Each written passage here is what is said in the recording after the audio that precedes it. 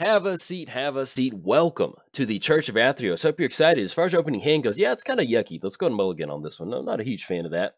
If you're wondering what yucky means, it's something I don't want to keep. As far as this goes, yes, I like it. We've got the Signet, we've got Marsh Flats, we have Kaya, the Ghost Assassin, and I'll try and stick to Kaya. I don't know why, but yes, let's go and keep on this one, and I'll explain that. Do we want the Evangel? Yeah, I wouldn't mind just a little bit of card draw, or at least another land at this point in the game right now. Let's get Athreos pop back up, and then as far as what we're going to lead off with, let's go and lead off with the Marsh Flats, and then anything else, once we get past, once our opponent allows us to get the church service going, we'll get the Marsh Flats down, and I'll cover both commanders. Okay, there we go. Sorry, opponent must have went away from computer for a second. Let's go and lead off with the Marsh Flats, and then anything else, we're going to go and pass the turn. We are playing Athreos, God of Passage, the official parishioner, the official, not parishioner, the official god of the church, Athreos. Actually, we'll cover Athreos in a second. Let's go ahead and crack the Marsh Flats, and then we'll get some good stuff going. Yeah, sorry about that weird pause. Opponent was a little bit away from computer or something. Let's go and grab that Ghalta Shrine, have it come to play tap. Not going to pay 2 life, and then we're going to go and pass the turn back over to us. But let's go and get down the Concealed Courtyard. We'll go for that Orzhov Signet, and then see what else we draw into. All right, drawing the Zulaport Cut though. Let's get the Concealed Courtyard down. Let's go for the Signet, and then we can start covering our commanders. We're playing Athreos, God of Passage, Indestructible. Devotion 7 turns into a creature. Then, whenever another creature you own dies, return it to your hand unless target opponent pays 3 life. Playing against the Reaper King, and actually might be playing against Scarecrow Tribal, which would be pretty cool. All right, drawn to Diabolic Intent. Let's do this. Let's go ahead and go for. Yeah, I think I'm okay with Athreos. Let's go for that. That's going to be, let's do the filter mana first, though. Tap the Concealed Courtyard down, and then tap for 1 more black. Let's go for Athreos. Get him down.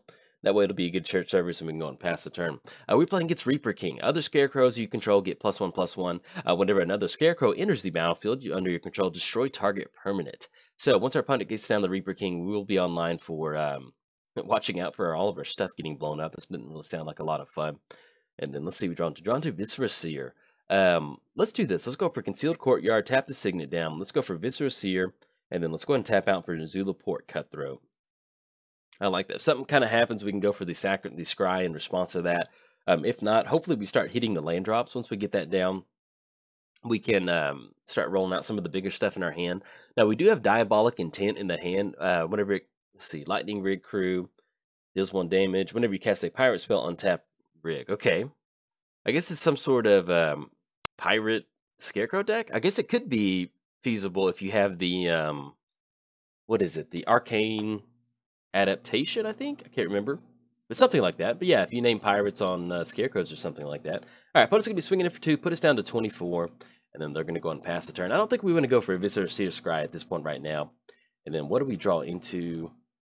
All right, draw 2 Blood Artists. Let's do this. Let's go ahead and I think we need to get some stuff going. Let's go ahead and tap out on the Concealed Courtyard. Let's go for the Orzhov Signet. Let's go for Diabolic Intent. I think we're okay with Diabolic Intent on Zulaport Cutthroat. So we're going to have that Zulaport Cutthroat trigger. We'll also have the Athreos trigger. See if our opponent wants to pay that 3 life. We're fine with that at this point right now. Either way, if it goes back to the hand, we can recast it. Or if they take 3, that works for us. So it's kind of like a Zulaport trigger for 4. So we're going to go over Diabolic Intent for Ancient Tomb, because we desperately need to get ahead on mana if we want to get anywhere in this particular game. Let's go and get this popped out. Let's grab that Ancient Tomb. Let's get the Ancient Tomb down, and then let's go and go for Blood Artist. We can get that down. I like that. 1/2 off the Ancient Tomb. We'll have 1 mana left over. And then anything else, we're going to go and pass the turn. Now, as far as next turn goes, that's going to be 1, 2, 3, 4, 5. We'll have 5 total mana. If we hit the land drop, that'll be 6. So we can figure out exactly what we're going to go for. Now, with this Lightning Rig Crew out there, I love Kaya. I think that's what I said. Like, when I have Kaya on the battlefield, I switch back and forth between Kaya and Kaya, and it drives me nuts because I can never remember which one I went for. But let's go with Kaya, so we're going to go with that one for right now. If we get down Kaya, opponents are going to have the Lightning Rig Crew down, deals 1 damage to each opponent. They're going to be able to redirect that over to Kaya, so I'm not exactly sure if Kaya is exactly what we want to go for. All right, they're going to be swinging in for 3. We're at 23. That's fine. Go for it at this point. Swing in, knock us down to 20. It looks like they're a little bit tight on mana. We are at turn 5, and they didn't make the land drop for the turn, so I'll definitely take that. Let's see what we draw into. Drawn to Soul Warden. So if we go, we still have the mana to go for Ranger of Eos and Soul Warden. I think I'd like that. Let's go ahead and get Soul Warden down first. It's going to be 1 white mana. Let's go and tap down the Ancient Tomb. Let's tap down the Signet. That's going to be 1. Use that colorless mana. Let's go for Ranger of Eos. Now, at this point right now, we have Soul Warden and Viscera Seer on the battlefield. So typically one of the things that we're going to grab off Ranger of Eos, most of the time it's going to be Viscera Seer or Soul Warden. But since we do have those on the battlefield, or at least we're going to be grabbing the... in the bottom left corner, we're going to grab him. I can't remember his name. It's Dark Supplicant. There we go. We'll grab that Dark Supplicant. Let's get this popped out just a little bit so we don't click on the wrong one. And actually, we'll be online for a Weathered Wayfarer activation if we want to go for that. What Mother of Runes? Destroy target permanent. Let's go Mother of Runes and Dark Supplicant. I like that a little bit better. We're going to gain a life off that Soul Warden. And then anything else, we're going to go and kick the turn over there. All right. Pass the turn. But yeah, so Dark Supplicant in the hand, sacrifice 3 Clerics, search your library for, search your graveyard hand and or library for Scion of Darkness. Our opponent doesn't really have any sort of graveyard action going right now, but once we sacrifice those Clerics, we do have at least Soul Warden being a human Cleric, and then once we get on Mother of Runes, that'll be another Cleric. We also have Banisher Priest too. Alright, opponent's going to get down Reaper King. Whenever it enters the battlefield, we're going to gain 1 life. And then whenever another Scarecrow enters the battlefield, destroy target permanent. Now that's going to work out perfectly because we have Banisher Priest in the hand. So we're at least going to be able to cast Banisher Priest and kind of send Scarecrow back to the command zone. Alright, opponent's going to be swinging in for 4. We're okay with this one. It's going to put us down to 16. And then as far as Devotion goes, yeah, I was about to say, man, we should be right at Devotion, but we're sitting at 6 right now. So we'll have Devotion online next turn once we get down the Banisher Priest. And then we're drawn to Vampire Hex Mage. Alright, let's do this. Let's go and go for Banisher Priest. That's going to be 1/2 off the Signet. So we're looking at 6 total mana. We can still get down Dark Supplicant and Mother of Runes. I think I like that, but we need at least double white, and that'll be enough off the Signet. Yeah, okay, let's do that. So let's tap out for the Ancient Tomb. Let's go double white off the Concealed Courtyard. Let's go Banisher Priest. We're going to enter the battlefield. We're going to exile the Reaper King. Now, this was Fiend Hunter. Fiend Hunter has an enter the battlefield, exile target creature. In response to that ability, you can sacrifice it to make sure it's a permanent exile.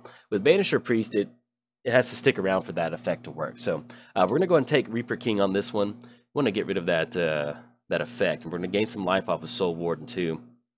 Let's go and use that last colored mana to go for the Orzhov Signet activation. Let's go for Dark Supplicant, and then we're going to go for Mother of Runes too. We're going to gain that life. There we go. Get on Mother of Runes. Okay, now we're getting somewhere. Now, an opponent's just left simply with a 0/5.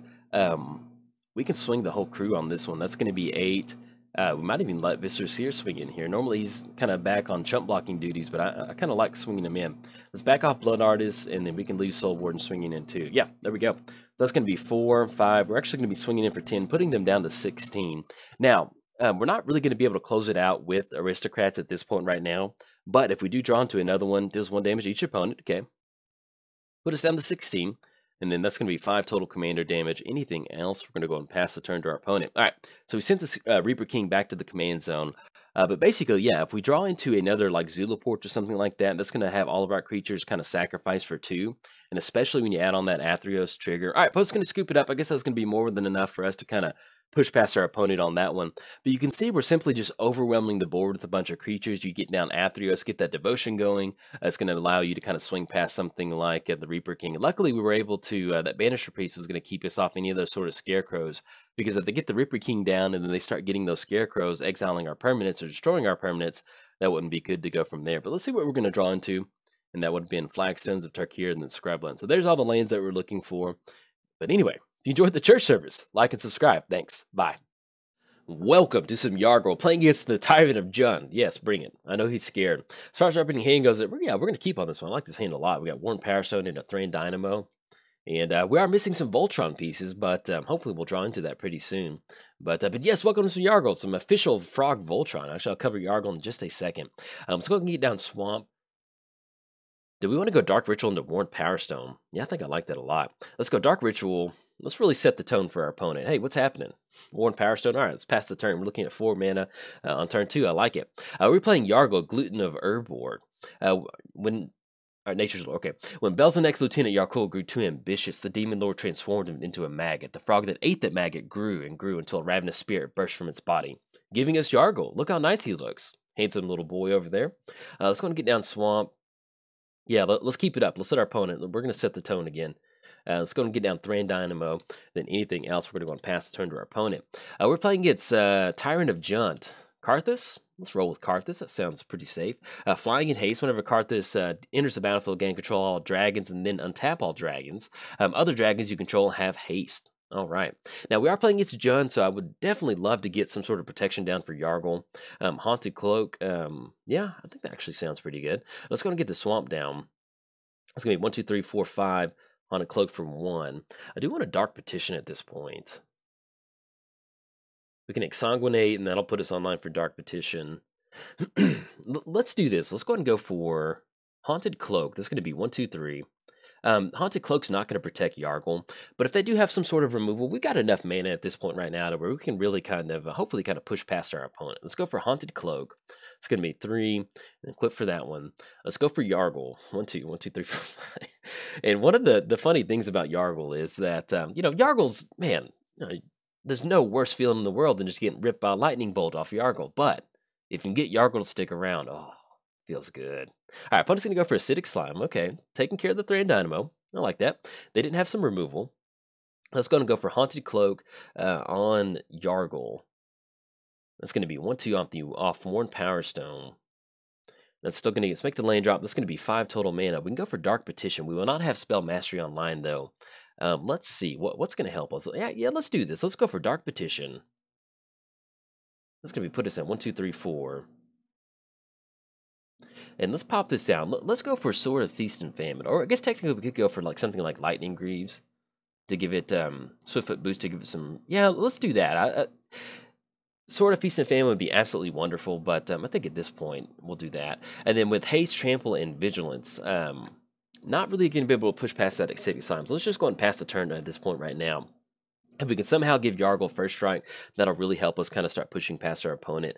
Outside of the Voltron pieces in here, we do have a couple different things that allow us to give Yargle indestructible in a roundabout way. So if we need to go for something like a Damnation to blow the board up, we can give Yargle, what is it? Supernatural Stamina.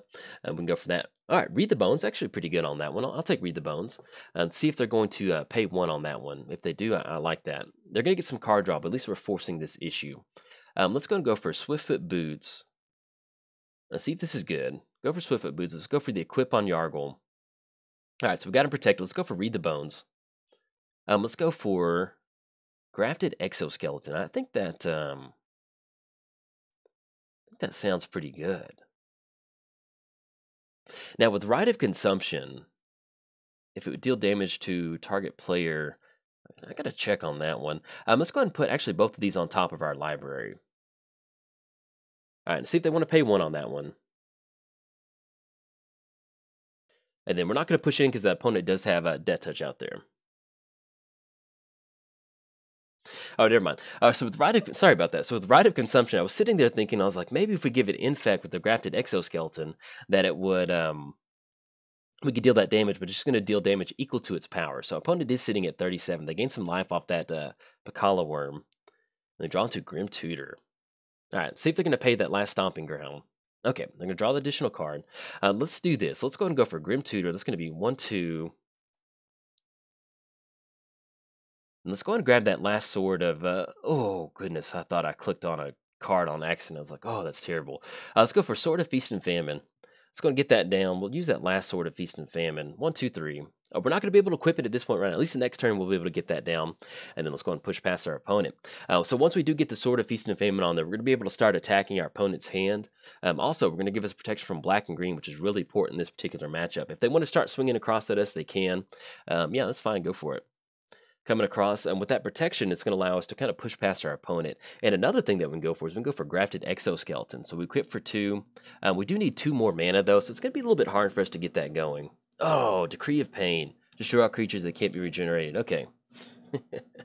Let's get Herbal. You get Yargle pop back up. Definitely be really good to get some draw into land drop. Yes, I was just about to say that. Okay, let's go and get the Swamp down. We're looking at 1, 2, 3, 4, 5, 6, 7. That's going to be us completely tapping out for Yargle, leaving us open to some sort of spot removal.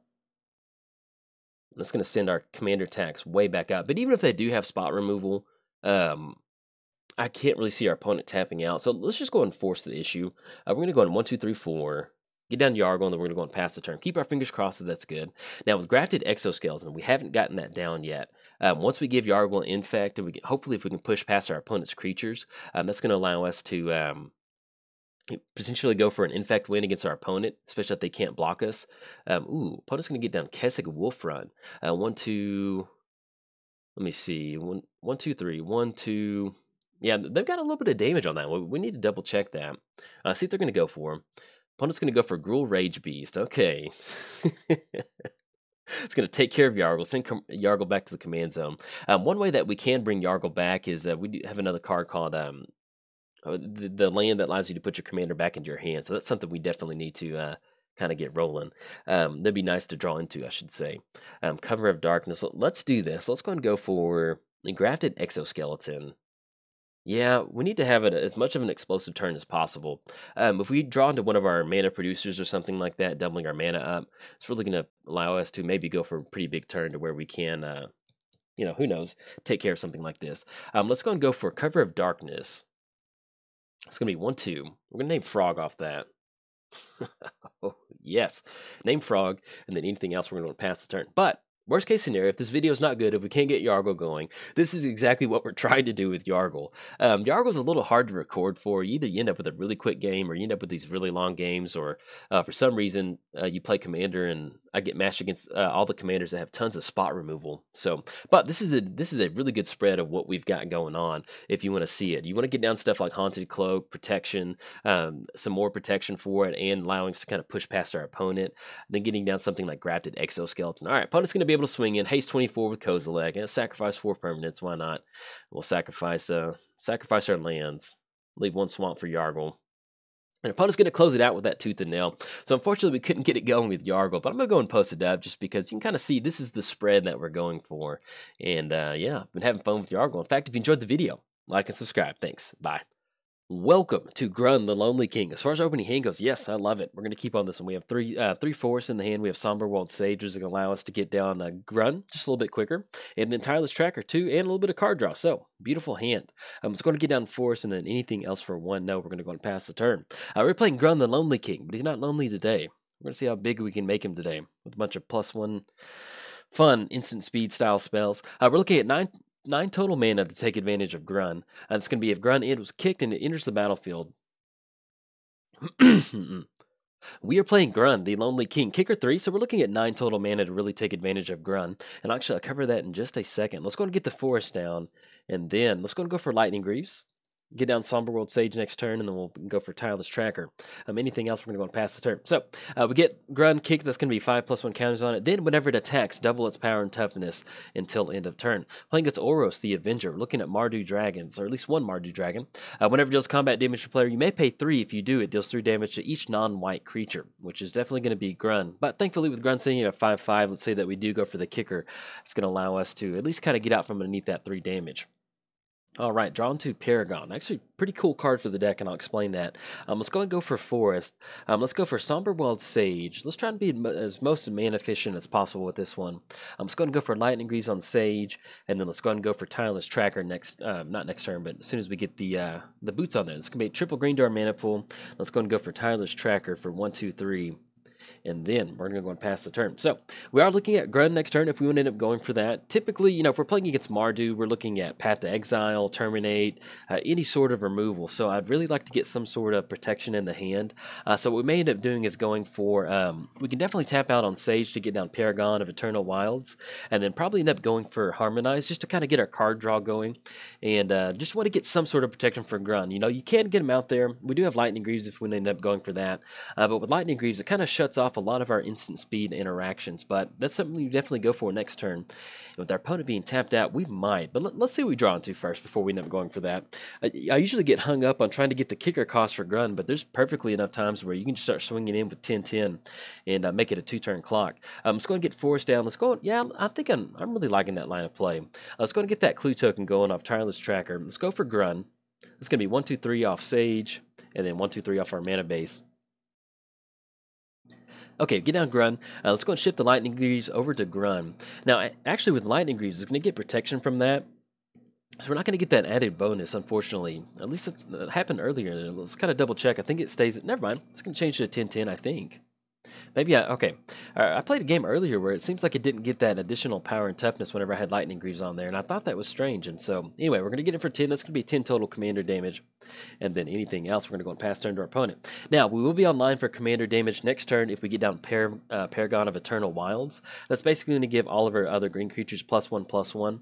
And that's what really gives Grunn that extra commander damage push. You know, we have a lot of different stuff in here that operates at maybe about 1 or 2 mana, and it just gives either Grunn Trample or that +1 ability to where you can close it out in 2 swings from our opponent.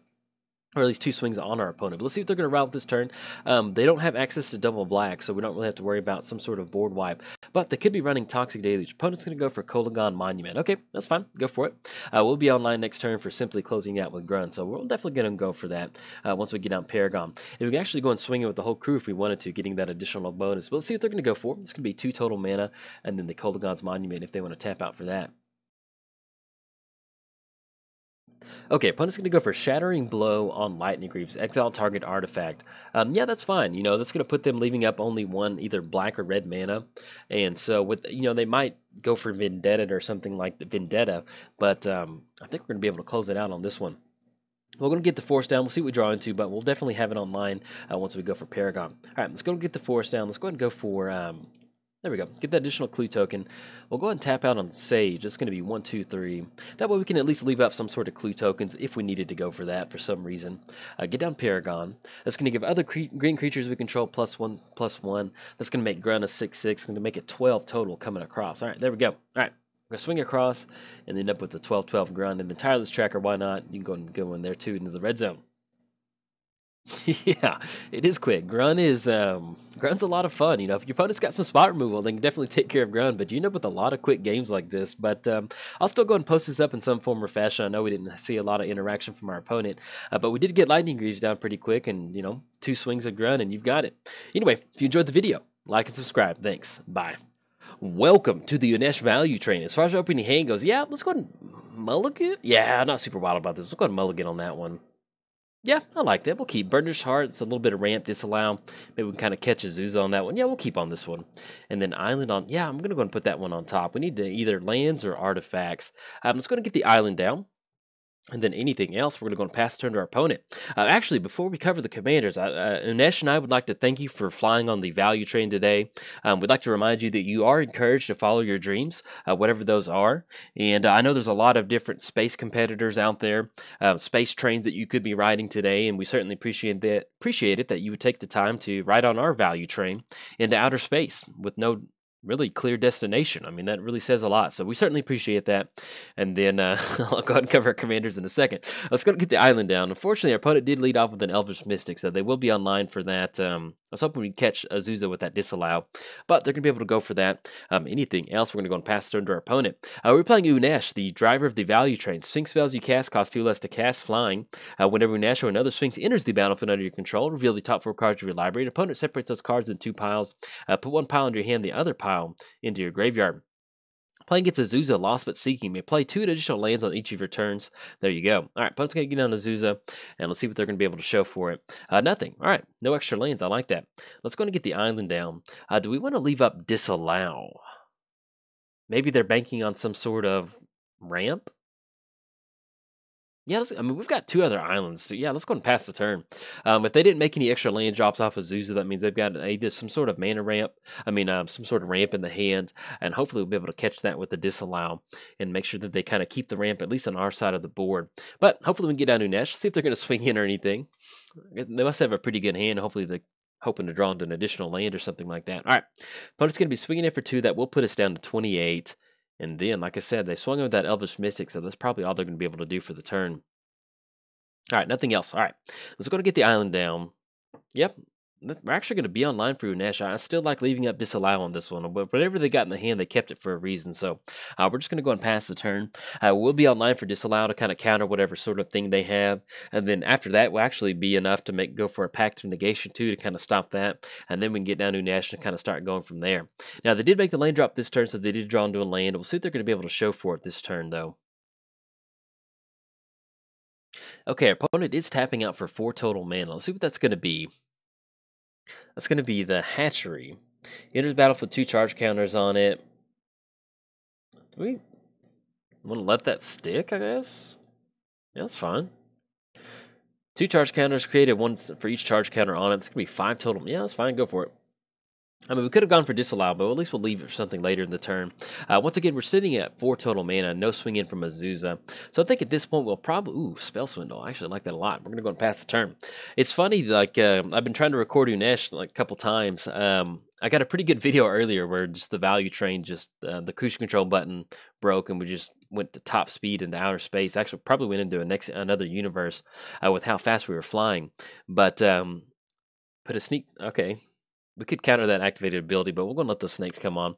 But yeah, I've been getting a lot of Sphinx heavy hands, and then with this particular hand, we've got a ton of counter spells in the hand too, so I'll definitely take that. All right, but it's going to be swinging with the Azusa, swinging it for 1. It's going to put us down to 28. Yeah, our opponents, typically when we're playing against Azusa, they get out some really gnarly starts sometimes, so I'm kind of wanting to leave up some of our counter spells and then slowly keep making our land drops. In fact, let's go and do that. Let's go and get the island down. Let's go and go for Burnished Heart. It's going to be 1, 2, 3. We'll still be able to go for the crack, get those lands on the battlefield, and then we'll still have disallow up to kind of stop whatever they've got going on. If they get a bunch of snake tokens, that's all they're going to be doing with the snake tokens. It's really not the end of the world. But cool thing is, I've seen this card a bunch of times. I've never seen any snake tokens off of that, so it's really cool to kind of see the old school looking snake token. Really appreciate that. I don't know why, but I've always appreciated snake tokens in Magic. All right, opponent's gonna be tapping out for 6 total mana. And this will be Conduit of Ruin. Whenever you cast it, search your library with the converted mana cost 7 or greater. Put it on top of it. Let's go and do this. Let's go and go for the. It's gonna be a 5/5. I guess what we can do, if we want to cash in something for Spell Swindle, we can get some pretty good option off of that. We can disallow that activated ability if we want to. I guess technically what we can do, we can go for disallow on that activated ability. We don't really have to worry about anything being uncountered though. Yeah, let's go and go disallow on the Conduit of Ruin. Yeah, I'm fine with that. Let's go for disallow on that. They're still going to get that activated, the triggered ability of Conduit of Ruin. Search your library, converted mana cost 7 or greater. Put it on top. So at least at this point, we're going to be able to see what they're going to search up. If it's going to be a pretty big creature, we can at least go ahead and cash that in for Spell Swindle, end up with a bunch of tokens on the battlefield, and then really start going from there. But let's see what they're going to search up on this one. And opponent's going to go for Bane of Bala Gheed. Whenever it attacks, exiles 2 permanents he or she controls. Okay, all right. See if our opponent wants to swing into this Burnished Heart or not. We'll at least be able to stop the snake onslaught from swinging across with our Burnished Heart. This is why I love Commander. You get to hold back some snake tokens with your Burnished Heart. I was going to get the island down. Yeah, I like cashing that Bane in for a Spell Swindle. I think that'd be pretty good. So let's just go and pass the turn to our opponent. They might kind of sniff something out of the air if we didn't get Unesh down. We've got 7 total mana up, but I feel that'd be a pretty good option for that Spell Swindle. If something gets a little bit nutty, we still have Pact of Negation to at least kind of stop that. But we'll see what our opponent's going to go for. They're going to get those snake tokens on the battlefield. That's fine. All right, and they will hold on to that. See if they want to swing in, at least get declared the Burnished Heart a blocker, and then still go for the activation. But all right, no swinging for our opponent. In fact, let's go and go for that activation. It's going to be 1, 2, 3. And get those 2 basics, put them onto the battlefield tap. It's going to be 1 and 2. There we go. And that's going to put us at, we'll see actually how much total mana we have on this one. And we'll still probably end up going for Unesh off of that. Let's go and get down the Rogue's Passage. That's going to be 9. We're sitting at 10 total mana. So we actually have just enough to go for Sapphire Medallion. Let's go and do this. Let's go for Sapphire Medallion. That's going to be 1, 2. I'm going to get a reduced cost of Unesh. That's going to be 1, 2, 3, 4, 5. There we go. And that'll still leave us 3 total mana too to kind of maybe work with something. We'll have the reduced cost off Unesh depending on how the pile kind of works out. Or simply just casting something like Thirst for Knowledge. But let's see how our opponent wants to split this pile up. Okay, we're definitely going to go and take pile 2 on this one. So get that extra Sphinx in the hand. Anything else that we're going to go for? No, we're going to go and pass turn to our opponent. Now, we are offline on Spell Swindle. We're not going to be able to stop that Bane from coming across if they want to cast it with Spell Swindle, but we're still online for Pact of Negation. With us having a ton of mana out there, I'm definitely going to go ahead and go for that. So let's see what our opponent's going to be tapping out for. It's going to be 7 total mana. Yeah, let's go and cash it in. Let's go for Pact of Negation on that one. Counter target spell. We'll have to pay 5 mana at the beginning of our next upkeep for that. Okay, we're going to be able to stop that. We're going to cross that off, and we're still going to be online for this Thirst for Knowledge. So let's go and go for that. Draw 3 cards, discard 2 cards.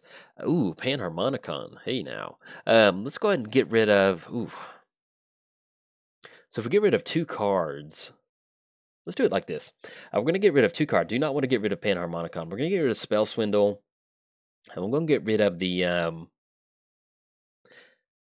I guess the Wind Reader Sphinx? Actually, we'll go get rid of Sphinx of the final word. It's not really going to matter in a mono-green matchup. Okay, we'll get that down. We will have to pay for that Pact of Negation, but at least we're still going to be online for Panharmonicon. Let's go ahead and go... Yes, definitely do not want to lose the game. That would not be to our advantage. Yes, we're going to go ahead and pay that. I always get really worried about Pact of Negation, like I'm going to click on the wrong thing or something. Panharmonicon down for 4. And then we'll be able to cast the Changeling for 1. Look at that. All right, let's go and get it going. All right, get down the Changeling. That's the fun thing about running Changelings in an Unesh deck is that for one blue mana, you can get that going. All right, opponent's going to scoop it up. We're going to get the double Unesh Factor Fiction trigger. Let's see if we can't see what we're going to get off of that one. That's going to be 1, 2. That would have been Factor Fiction for 4. Probably would have taken the Sphinx Ambassador from there. And then let's see what else we would have hit off of that. Another 1, 2, 3, 4. There we go. But yeah, you can see we're getting down Panharmonicon and simply just casting a Changeling like that. It definitely gets you some really good value on the Unesh value train. But unfortunately, our opponent scooped it up to that double value train. That double enter the battlefield trigger. But one of the win conditions for the deck is extreme value. And with Panharmonicon on the battlefield, and then probably not having an answer for it, they decided to go and scoop it up. But if you enjoyed the video, like and subscribe. Thanks. Bye. Welcome to some Wasitora. As far as opening hand goes, yeah, not a little clunky, but I think we can make it work. We got 3 lanes in the hand. Dragon Speaker Shaman allow us to get Wasitora out a little bit quicker. And some double strike. Yeah, we'll keep on this one. I like this. Let's get the graveyard popped up. I'm playing against Obsidat. Mr. Ghost Council. All right. Let's see what we're going to lead off with. We're probably going to go and lead off with this Bloodstained Mire. And then anything else, we're going to go and pass turn to our opponent. We're playing Wasitora. Flying and trample. Whenever Wasitora deals combat damage to a player, that player sacrifices a creature. If that player can't, you create a 3/3 black, red, and green cat dragon creature token with flying. Let's go and sacrifice the Crack the Bloodstained Mire. Let's go and grab a black green source off of that. I think that sounds pretty good. Get that popped out just a little bit more. And where are you? Let's grab that Sheltered Thicket. It's going to enter the battlefield tapped. That way we don't have to worry about drawing into it later. I was going to get down the Command Tower. And then see if there's anything that we want to go for 2. No, draw the Dreadbore. I'll take that. Anything else, we're going to go ahead and pass the turn. Playing against Obsidat, Ghost Council. They used to be the Human Council. They used to come to the Church of Athreos for an annual audit, but then the little Athreos Achievers turned them into the Ghost Council. So something that the Church of Athreos is not super proud about, but hey, it happened, and it's about what you do in response to bad things that happen. So anyway, if you wonder why they're the Ghost Council, not the Human Council, that is why. I'm just going to get down Swamp, and just a little bit of a Jolt video lore for you. Let's go and get down Dragon Speaker Shaman. I think that sounds pretty good. That'll allow us to go for Wasitora next turn. Yeah, I think that sounds good. Let's go red, and then colorless. And then, yeah, we're going to go and pass the turn. So as far as Obsidat Ghost Council, whenever it enters the battlefield, target opponent loses 2 life and you gain 2 life. Then at the beginning of your end step, you may exile Obsidat. If you do, return to the battlefield under its owner's control at the beginning of the next end step. It gains haste. Opponent's going to go for ultimate price on Dragon Speaker, taking care of that reduced cost for Wasitora. See if we get the lane drop. Beautiful, we do. I'm just going to get down Polluted Delta. I do want to go for a Thematic Compass, just to get rid of that basic land drop. Yeah, this may seem like a little bit overkill, but I kind of like going for that. It's going to be green, black. Yeah, just kind of, you know, they got rid of our utility creature. Let's get rid of their compass. Anything else, we're going to go and pass the turn. There's no creatures, though. I guess technically we could have gone for Reanimate on Dragon Speaker, but that may be a line of play that we end up going for next turn if we hit the land drop.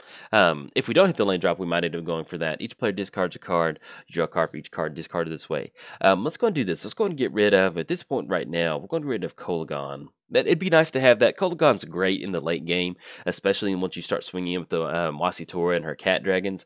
But at that point, if you're already swinging with those creatures, it tends to be a little bit more of a win more card. So I'm okay with holding on to the rest of the stuff that we've got in the hand. Let's go and grab a black-red source off of this one. Let's see. Is Canyon Slow? I think that sounds pretty good. Have that come into play tapped, and then kick it back over. Okay, draw into Swiftfoot Boots. Yeah, let's go and do that. Let's go for Swiftfoot Boots. We're going to be able to equip it onto Dragon Speaker, and that's going to give us a good reduced cost. That's going to be black. Bring back Dragon Speaker. Let's go and get the boots on there.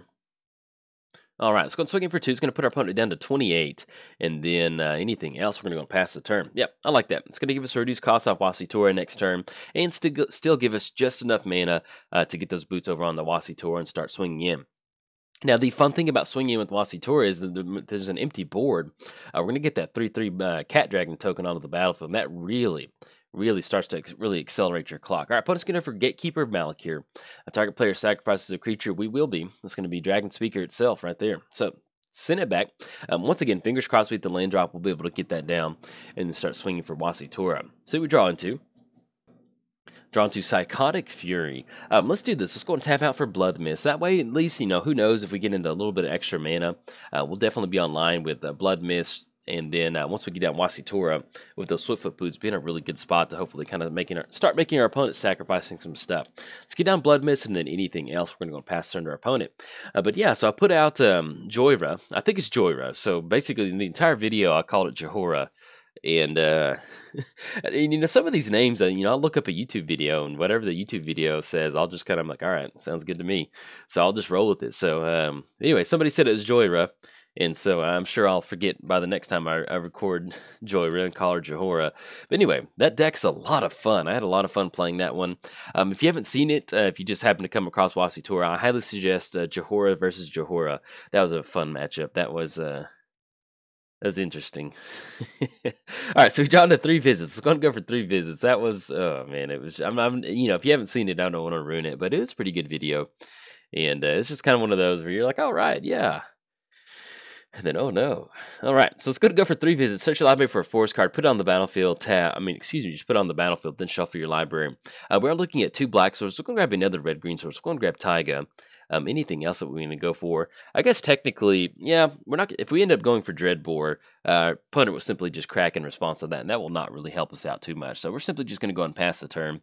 Our opponent will get into the spots where they are starting to have just enough mana to get down opposite that to really start draining our life total. Hopefully, next turn, we're looking at Wasitora, hit the land drop, and then we'll be able to get down Swiftfoot Boots and start swinging in. The fun thing about Double Strike with Wasitora is that whenever we give her Double Strike, that's going to be double the triggers because it says whenever it deals combat damage. So it's not going to just matter, once per turn or something like that.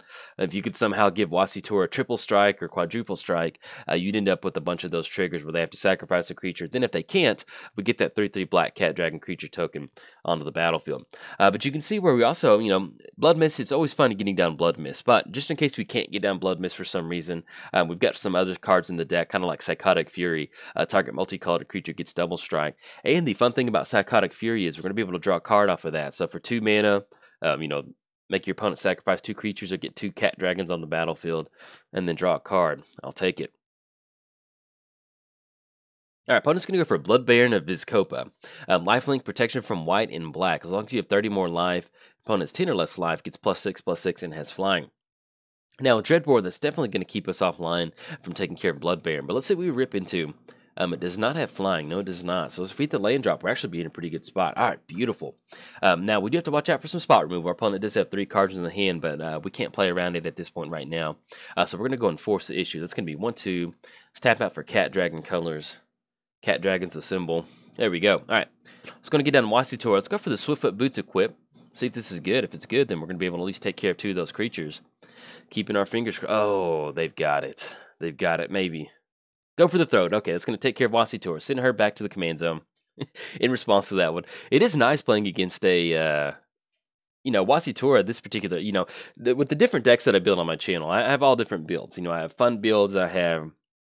Like Atraxa Fungus is definitely a dirtle deck. Like the win condition on that deck is abysmal, but it's fun to pilot. But at Wasitora, I finally have a lot of spot removal in here, a lot of things that are basic building blocks, and so to have kind of like a black-white control style deck, we got hit with Ultimate Price, we've gotten hit with Sign in Blood, a bunch of different stuff like that.